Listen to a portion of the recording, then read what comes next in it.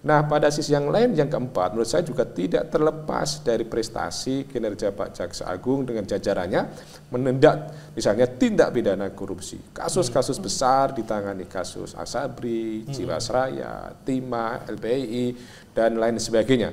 Atau termasuk korupsi BTS dan sebagainya. Itu adalah sebuah prestasi yang tidak bisa diingkari. Dengan kinerja tersebut saya kira kemudian wajar dan pantas dan seharusnya publik percaya atas kinerja Kejaksaan Agung sekarang, dan menurut saya kepercayaan itu adalah sebuah kepercayaan yang otentik, kepercayaan yang nyata, kepercayaan yang asli, tidak sekedar basa-basi.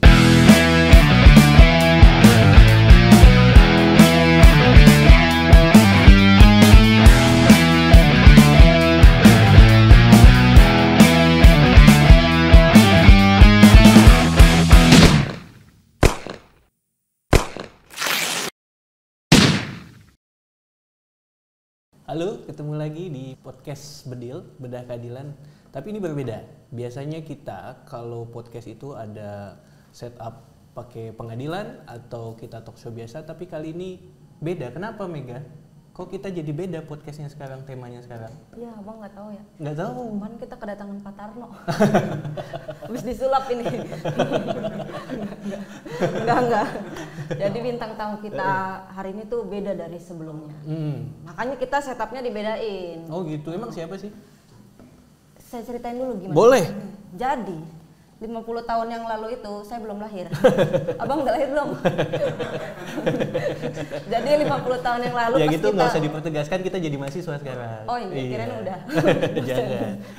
Jadi 50 tahun yang lalu sebelum kita lahir, ada anak yang lahir dari pelosok Kabupaten Sukoharjo.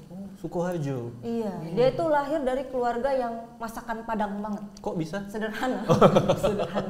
Sederhana banget. Bahkan orang tuanya itu penarik beca. Penarik beca? Sering dimarahin sama penumpang. Oh, karena ditarik bukannya iya, digenjot. Enggak digoes, ditarik. Emang siapa sih Mega? Tamunya Mega? Nah, itu kebetulan dia akan jadi dosen tamu kita hari ini. Oke. Mau aku kenalin? Boleh. Oke, ini dia Bapak Profesor Dr. Suparji Ahmad. Halo. Halo, Prof. Ya, Sehat-sehat ya? Alhamdulillah sehat. Oke. Pak, bener lahirnya di Sukoharjo? Bener. Saya kira di Bisa. Garut, soalnya Bapak manis banget kayak dodol Garut. Waduh. Bukan Asgar kita. Bukan asal Asgar. Garut. Bukan asal Garut. Tapi asu. Asal Sukoharjo. Ada Sukoharjo. Sehat-sehat Prof ya? Sehat, alhamdulillah. Ini Bapak kan sekarang udah jadi guru besar ya? Tapi bener nggak Bapak dulu waktu sekolah dijewer sama gurunya? Ya benar, dan dulu tidak seperti sekarang dijewer guru bisa dilaporin polisi kan gurunya. Karena sekarang ini dikit-dikit guru jadi dikriminalisasi, kasihan guru sekarang. Berarti Karena nakal dulu ya Prof? ya mungkin saja nggak nurut gitu kan, nggak patuh sama guru akhirnya dijewer itu. Tapi itu terlambat. mungkin telat kerjakan PR kayak seperti dulu itu. Katanya kita punya ini ya, punya video. Betul. Yang ngeliatin kalau Prof Suparji dijewer katanya.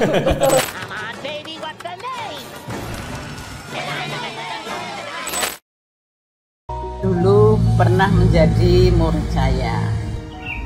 Menjadi murid saya itu anak yang tekun, rajin.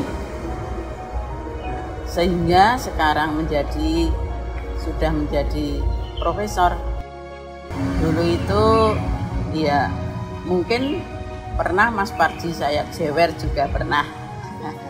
Karena seorang guru itu mendidik anak bagaimana anak menjadi anak yang menurut.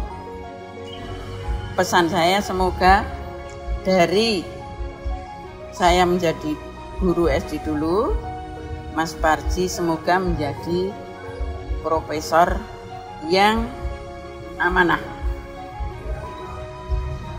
Semoga sukses menuntut karier yang akan dihadapi. Itu guru saya SD. Itu guru SD. Ya.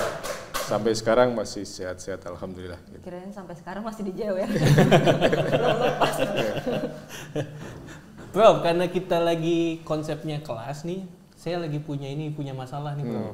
Kan sekarang saya lagi nyusun skripsi. Iya, skripsi saya soal kejaksaan, soal public trust, tingkat kepercayaan publik kejaksaan kan. Nah, saya bingung nih, Prof.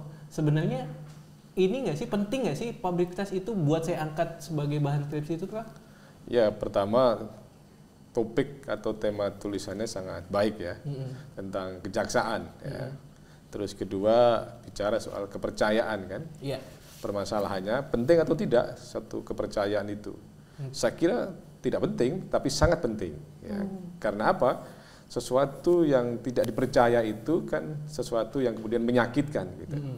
Misalnya hari ini kita puasa ya, kan sebuah kepercayaan bahwa puasa itu perintah Allah Subhanahu wa taala, puasa itu menyehatkan, puasa itu bikin takwa dan sebagainya. Semua berangkat dari sebuah kepercayaan. Demikian pula misalnya dalam sebuah kegiatan perekonomian, satu perbankan ya, bisnisnya kepercayaan. Kalau kemudian dia tidak dipercaya masyarakat, tidak akan datang nasabah untuk menabung. Demikian pula satu restoran, satu makanan, kalau dipercaya makanan enak, maka kemudian konsumen akan datang berkunjung, datang makan dan lain sebagainya.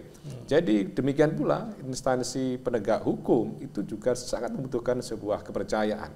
Kalau instansi atau kemudian penegak hukum atau institusi penegak hukum tidak dipercaya, maka kemudian akan runtuh penegakan hukum itu. Kan akhirnya apa? Karena akhirnya orang mencari keadilan dengan jalannya sendiri. Dan itu yang membahayakan. Itu yang bisa menggoyahkan sendi-sendi kehidupan berbangsa dan bernegara kita itu. Kalau orang tidak percaya pada institusi penegak hukum.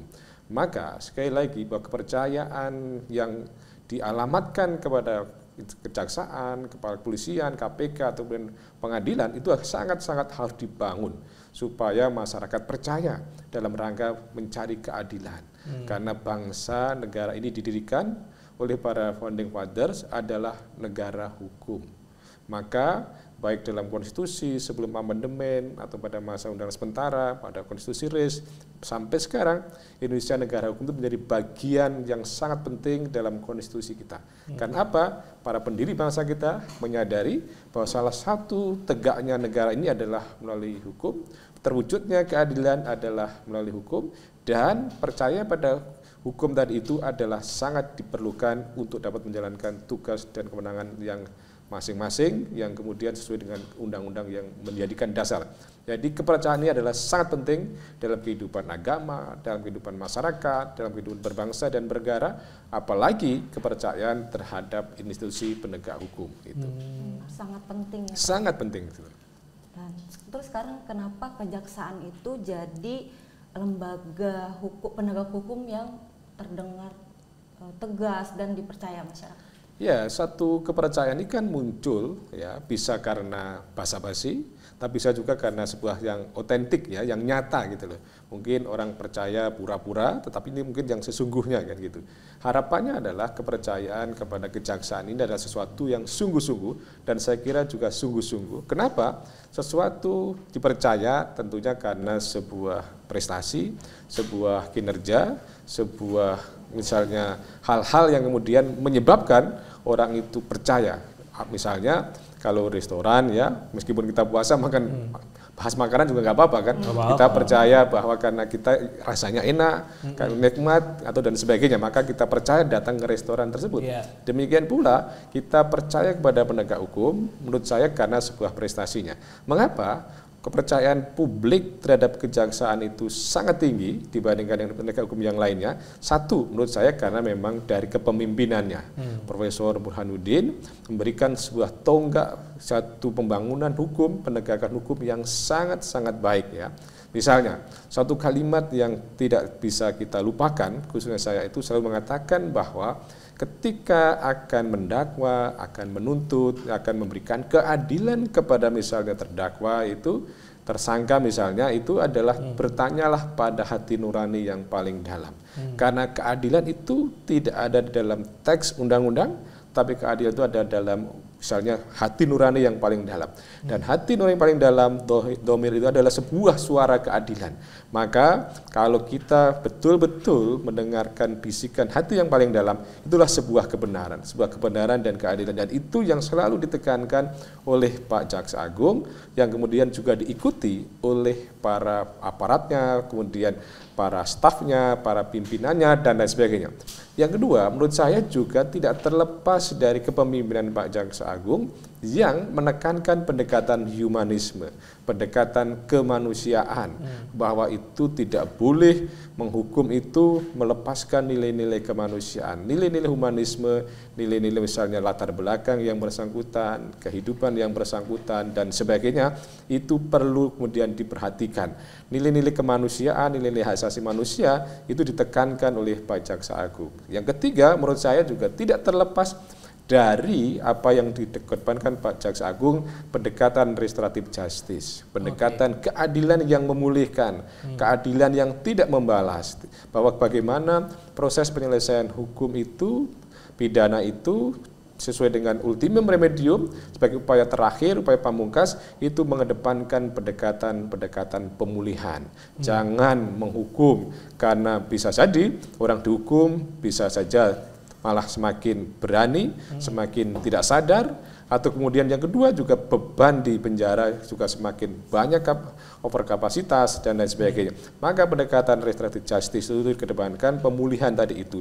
Nah, pada sisi yang lain, yang keempat, menurut saya juga tidak terlepas dari prestasi kinerja Pak Jaksa Agung dengan jajarannya menindak misalnya tindak pidana korupsi. Kasus-kasus besar ditangani, kasus Asabri, Jiwasraya, Timah, LPI, dan lain sebagainya, atau termasuk korupsi BTS dan sebagainya. Itu adalah sebuah prestasi yang tidak bisa diingkari. Dengan kinerja tersebut saya kira kemudian wajar dan pantas dan seharusnya publik percaya atas kinerja Kejaksaan Agung sekarang, dan menurut saya kepercayaan itu adalah sebuah kepercayaan yang otentik, kepercayaan yang nyata, kepercayaan yang asli, tidak sekedar basa-basi gitu. Ya, berarti udah tepat nih Prof ya, skripsi saya soal public trust kejaksaan ya. Ya, yang penting adalah skripsinya tadi itu disusun betul-betul bisa menghadirkan bagaimana prestasi-prestasi kinerja Pak Kejaksaan yang membangun sebuah kepercayaan tadi itu ya. Jadi ini lanjutkan saja skripsinya supaya kemudian jadi pertanyaan saya Prof, kalau kita tadi studi kasusnya rumah makan kan ada objeknya nih, makanannya yang enak misalkan, restorannya yang baik gitu kan. Tapi kalau soal institusi ini murni soal leadership berarti ya? Ya, saya kira tentunya tidak sekedar leadership, bahwa yang lain juga terkait dengan kinerja, tentang prestasi. Tetapi kan pada umumnya prestasi kinerja itu sangat ditentukan oleh kepemimpinan, oleh leadership tadi itu. Dan itu adalah kepemimpinan yang baik, contoh yang baik, itu kemudian memberikan energi yang baik kepada aparat di bawahnya. Karena tidak mungkin Pak Jaksa Agung bekerja sendiri. Dia punya wakil Jaksa Agung, dia punya Jaksa Agung Muda, dia punya Kajati, Kajari, dan lain sebagainya. Yang semuanya kemudian itu tentunya harus mendukung, bangun sebuah kolaborasi, bangun sinergi, dan ini sangat dipengaruhi, sangat ditentukan bagaimana konsistensi Pak Jaksa Agung untuk kemudian membangun sebuah kesadaran kepada jajarannya untuk bekerja secara profesional, bekerja secara integritas, bekerja sesuai dengan hati nurani, dan tidak kemudian pamer kekayaan, dan kemudian tidak kemudian melakukan tindakan-tindakan yang bertentangan dengan hukum. Karena juga saya kira salah satu yang mempengaruhi kepercayaan publik adalah tindakan-tindakan tegas jika ada jaksa-jaksa yang nakal. Tidak ada toleransi, tidak ada ruang bagi jaksa-jaksa yang nakal. Ini juga mempengaruhi kepercayaan kepada jaksa, kepada Kejaksaan Agung, dan itu saya kira adalah sesuatu yang menjadi modal, menjadi energi. Misalnya kita bikin skripsi, terus kemudian dipercaya skripsi kita mendapatkan A,